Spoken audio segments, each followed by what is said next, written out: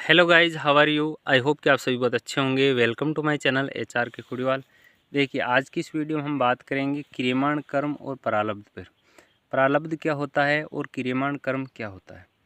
प्रारब्ध वो है जो हमारे पिछले जन्मों के जो कर्मों का फल हमें इस जीवन में समय समय पर सुख और दुख के रूप में मिलते रहते हैं, वो है हमारे प्रारब्ध। और क्रियमाण कर्म वो है जो कि हमें ऐसे प्रारब्ध को संचित कर्म भी बोल सकते हैं। और क्रियमाण कर्म वो है जो हम इस जीवन में कर रहे हैं।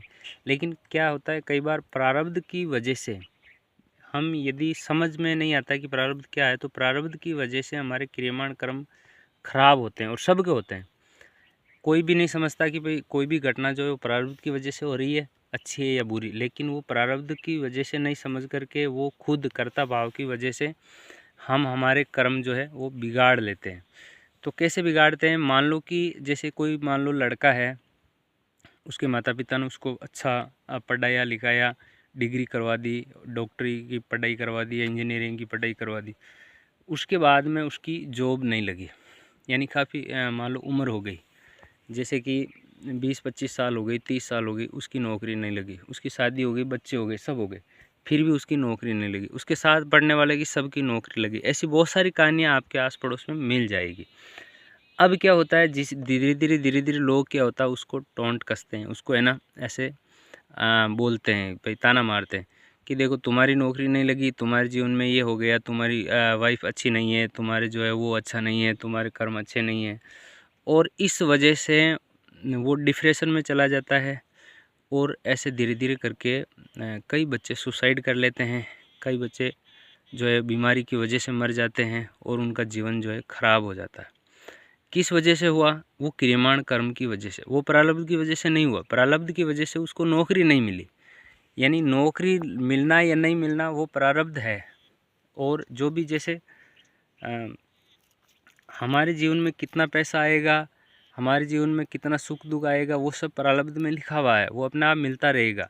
लेकिन हमारे जो है क्रियमाण कर्म अच्छे रहें, वो नहीं बिगड़े, तो सब कुछ सही है। लेकिन जो प्रारब्ध की वजह से हमारे क्रियमाण कर्म खराब हो जाते हैं। मान लो कि हम बाहर जाते हैं किसी पार्टी के लिए, खुशी खुशी जाते हैं, और बीच में मान लो हमारी गाड़ी का टायर पंचर हो गया और हमारा पूरा मूड ख़राब हो जाता है। अब गाड़ी का टायर पंचर होना एक प्रारब्ध हो सकता है, लेकिन उसके बाद में जो हमारा रिएक्शन है, जो हम प्रतिक्रिया देते हैं, जो हम नाराज़ होते हैं हमारे बच्चों पर, हमारे वाइफ पर, हमारे घर वालों पर, वो हमारे क्रियमाण कर्म है। वो हमें ऐसा करना हमारे बस में है, वो हमें नहीं करना चाहिए। वो करने का कोई मतलब नहीं, वो हम फिर नए कर्म बनते हैं। तो इस प्रकार से जो भी प्रारब्ध है वो हम नहीं समझते हैं, तो हमारे नए कर्म जो है वो बिगड़ जाते हैं, क्रियमाण कर्म बिगड़ जाते हैं और वो संचित बन जाते हैं, जो भी अगले जन्म में हमें फिर से वो भोगने पड़ेंगे। और ज़रूरी नहीं फिर से इसी जन्म में भी भोगने पड़ सकते हैं, ज़रूरी नहीं कि अगले जन्म में मिले।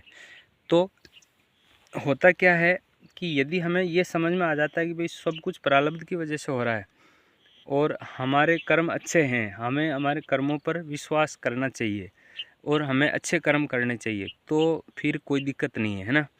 यानी कि प्रयास करना हमारे वश में है, फल की जो प्राप्ति है वो हमारे वश में नहीं है, तो कोई दिक्कत नहीं है। यानी कि यदि हम जो भी प्लान बनाते हैं, जो भी हम कार्य करते हैं, अब उसका जैसे मान लो हमने खेत बोया है, तो हमने जितना टारगेट लगाया उससे ज़्यादा भी हो सकता है, उससे कम भी हो सकता है, वो हमारे वश में नहीं है। वो जो सब कुछ है वो ईश्वर के वश में है, वो हमारे प्रारब्ध के वश में है।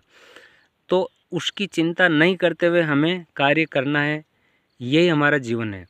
और उसकी चिंता करते हुए जब हम कार्य करेंगे तो हमारे क्रियमाण कर्म क्या होंगे, प्रभावित होंगे, वो ख़राब हो जाएंगे और उससे हमारे फिर लाइफ में जो है सब नेगेटिविटी रहेगी। तो सबसे अच्छा ये है कि हमें सुख दुख जो है वो प्रारब्ध की वजह से समझ करके कार्य करना चाहिए। तो आई होप कि जो मैं कहना चाहता था वो आपकी समझ में आया होगा। और यदि समझ में आया है और आप यदि संतुष्ट हैं तो हमारे चैनल को सब्सक्राइब करें, वीडियो को लाइक और शेयर करें। Thanks for watching.